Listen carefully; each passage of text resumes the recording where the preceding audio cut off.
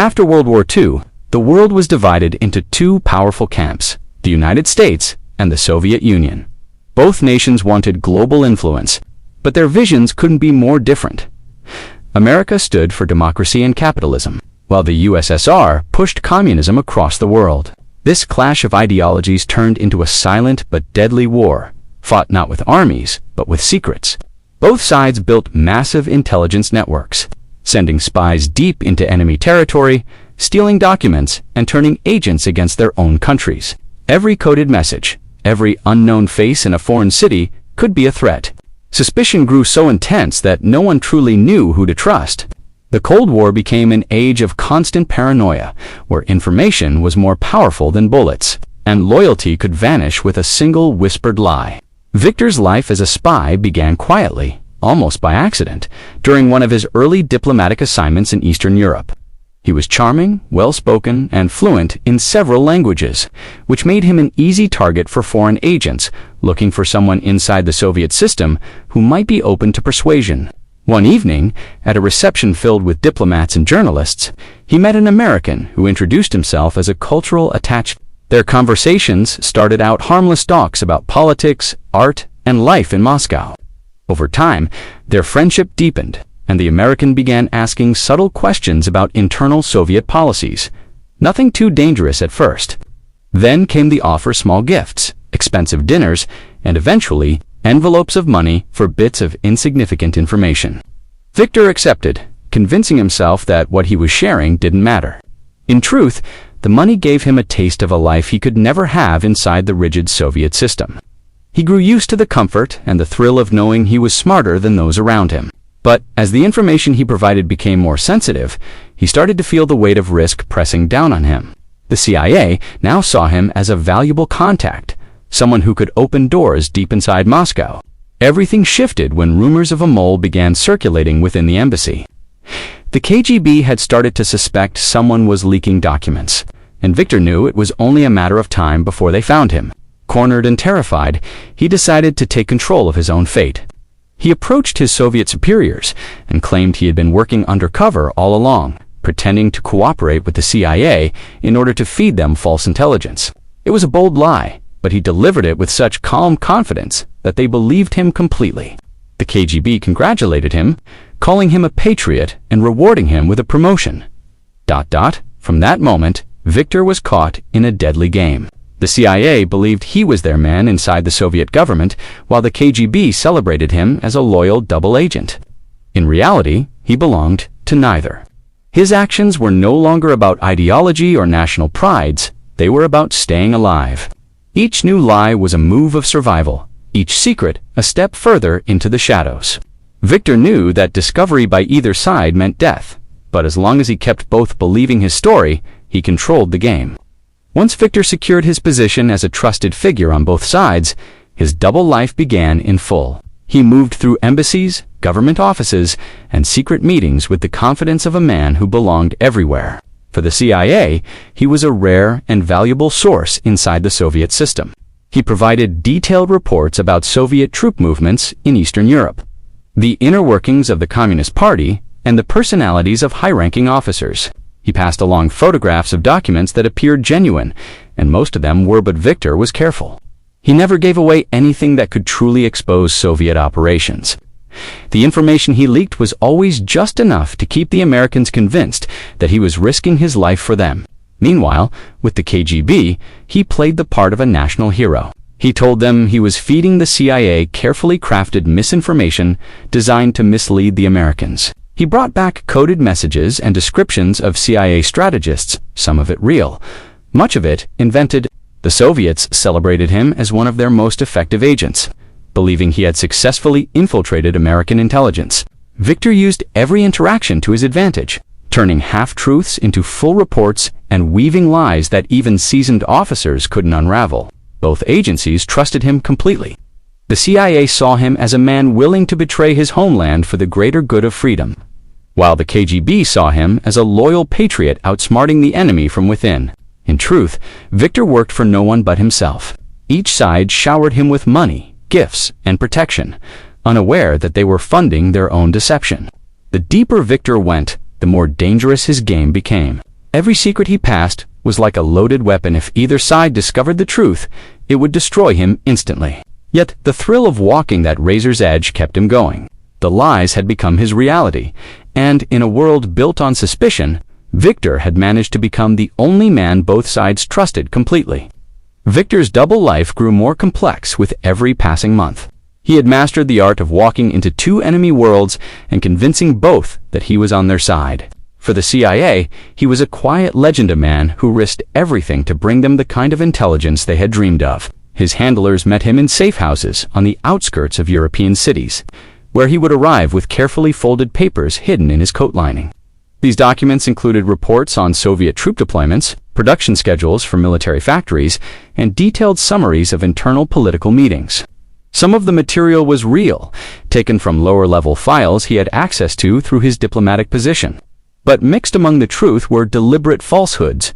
Numbers changed, names altered, and timelines adjusted just enough to serve his purposes.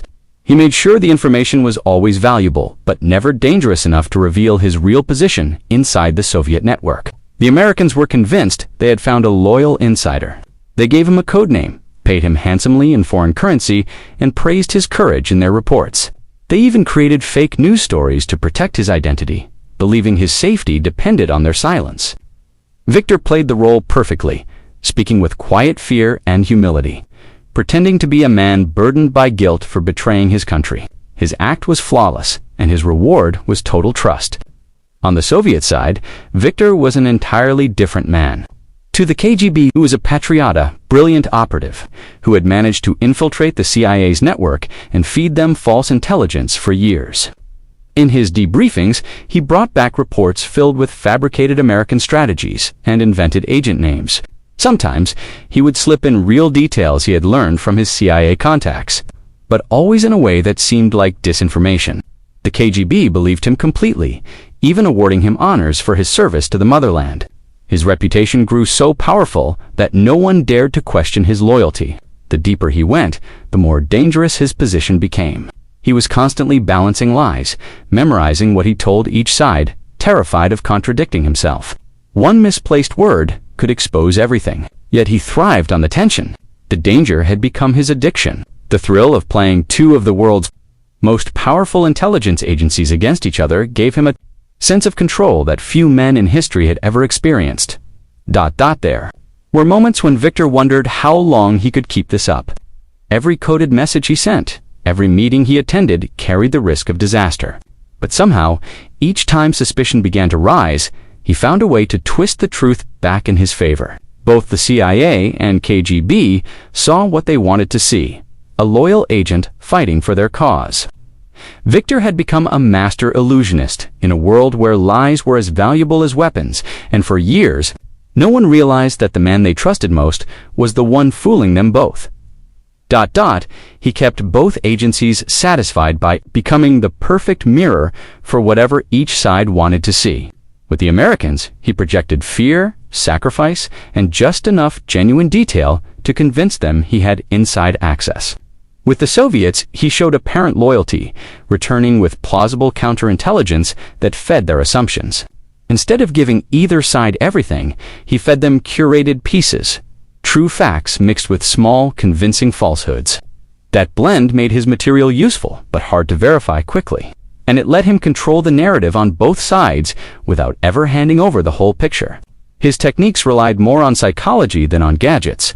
He cultivated relationships slowly, learning the personal weaknesses and professional blind spots of his handlers so he could play to their hopes and fears. He exploited confirmation bias, giving each agency information that confirmed what they already suspected, so suspicions never focused on him. He used intermediaries, staged coincidences, and plausible explanations to explain any inconsistencies that might arise, always offering a tidy reason for why a report looked the way it did. When trouble loomed, he manufactured distractions and pointed attention elsewhere, never allowing investigators a clean line back to him. He never mixed sources or conversations in ways that could be checked, and he managed the flow of information, so there were always plausible deniability and gaps investigators couldn't easily bridge. He maintained an impeccable public persona, devoted diplomat, a reliable colleague, so that anyone searching for motive saw nothing but duty. His language was measured and rehearsed. His emotions were tools he could turn on and off to seem credible in any context. His intelligence showed most in timing and imagination. He knew which truths to reveal and which to twist, how to plant small corroborating details that made larger lies believable, and when to retreat into silence to avoid scrutiny. He was a master of reading people, a casual laugh, the right confession at the right moment. The skill of making others feel they had discovered him, not the other way around, in a world built on secrecy and mutual suspicion. Those social skills were deadlier than any technical trick because they made both superpowers do what he wanted without ever realizing they had been manipulated. It began with a small mistaken overlooked date in one of Victor's reports that didn't match official Soviet records. To most, it would have been a minor clerical error, but to a cautious CIA analyst, it was enough to raise questions. Soon, quiet whispers began circulating through the intelligence offices in Washington. Some wondered if Victor was slipping. Others suspected he was playing a deeper game. At first, his handlers dismissed the doubts. After all, he had delivered years of valuable intelligence. But the seed of suspicion had been planted, and once it took root, it was impossible to ignore. Without telling Victor, the CIA decided to test him. They began feeding him pieces of false information, harmless but carefully designed to expose any betrayal. Weeks later, those same details appeared in Soviet communications intercepted by American surveillance. The evidence was subtle but damning. Somewhere along the line, their trusted agent had leaked the information, and all eyes turned toward Victor. Meanwhile, in Moscow, the KGB had begun its own quiet investigation. A few of Victor's recent reports didn't align perfectly with other intelligence streams. Some of the American plans he brought back turned out to be misleading or irrelevant. For the first time, his Soviet handlers noticed inconsistencies in his stories, small gaps in memory, minor contradictions that could no longer be explained away. They started to listen in on his phone calls, tail him in the streets, and intercept his correspondence. Victor could feel the walls closing in. The tension grew unbearable. Every knock on his apartment door made his heart race. Every car that slowed near his building felt like the beginning of an arrest. He began checking over his shoulder constantly, changing his routes to work, burning documents late at night. Both sides were closing in, and he knew it was only a matter of time before one of them confronted him. He had lived years in the shadows, playing two masters at once, but now both were watching him. One misstep, one wrong word, and the entire web of lies he had built would collapse, taking him with it. Victor sensed it before he ever saw proof. The sudden silence on phone lines that once crackled with static, the same black sedan parked 2 days in a row near his apartment. The feeling of eyes following him in crowded streets, it all told him what he already feared. He was being watched. The mask he had worn for years was beginning to slip, and both the CIA and the KGB were now circling. For the first time in his carefully controlled life, panic crept in. But Victor was not the kind of man who ran. He began to play a new game, one that demanded absolute precision. To the CIA, he appeared calm, explaining that his unusual behavior was due to growing suspicion from Soviet authorities. He deliberately fed them small truths that painted him as a man under extreme pressure, making them believe he was still on their side, but losing his cover in Moscow. They sympathized, even sent money, and arranged extraction plans exactly what he wanted them to do. At the same time, he told the KGB that the CIA had grown desperate and were trying to turn him into a full-time operative, giving him access to fake documents to mislead the Soviets. He staged several encounters with American contacts, letting KGB agents discover them from a distance, ensuring they saw what he wanted them to see. Victor spent nights writing reports filled with half-truths and contradictions, then burning drafts until his apartment filled with smoke. He shredded old letters, hid coded notes in library books, and shifted meeting spots constantly. Every move was meant to confuse the pattern, to make both agencies second-guess their own suspicions. Yet no matter how many precautions he took, he knew it was only buying time. Both sides had tasted something wrong, and sooner or later, one of them would make a move. So he devised a final, desperate plan one that would end the game on his terms. He forged a set of documents suggesting that a high-ranking CIA officer was secretly working for the Soviets, planting the material where both sides could find it at the same time. The false leak would set the CIA and KGB against each other, forcing them into a frantic search for an internal traitor while drawing attention away from him. If it worked, the confusion would give Victor the chance to disappear completely. If it failed, he would be exposed and executed as the greatest liar of the Cold War. The night he set his plan in motion, the city felt unnaturally still. Rain tapped against the windows as he sealed the forged papers in an envelope and slipped them into a diplomatic courier bag destined for both sides. His hands trembled slightly, not from fear, but from the realization that this was the one final gamble in a life built entirely on deception. Somewhere, deep down, he knew that once the envelope left his hands, there was no turning back. The plan unfolded like a storm no one saw coming. Within days, both the CIA and the KGB received fragments of Victor's forged intelligence each, pointing toward a supposed mole buried deep within their own ranks. The information was just convincing enough to ignite panic. In Langley, the CIA launched an internal investigation, interrogating senior officers and combing through classified archives to uncover the supposed traitor. Paranoia spread like wildfire. Agents who had trusted each other for years now spoke in whispers, second-guessing every report and every meeting. Meanwhile, in Moscow, the KGB faced its own crisis. The documents Victor had planted appeared to confirm that one of their top handlers was feeding information to the Americans. The leadership reacted swiftly, purging entire sections of their counterintelligence unit. People vanished overnight, interrogations grew violent, and suspicion clouded every operation. The Soviets and Americans, once locked in a predictable chess match of espionage, were suddenly turning on themselves, each side convinced that betrayal was rotting them from within. Victor watched the chaos unfold from the shadows. He had done what no spy before him dared to attempt. He had broken both the hunters and the hunted. With every passing day, the storm he'd created grew louder, burying his name deeper in the confusion. While agents from both sides tore their worlds apart, searching for answers, Victor quietly slipped through the cracks. Some say he boarded a cargo ship leaving Europe under a false identity, vanishing into South America. Others believe he was caught and executed in secret, his story erased from every file.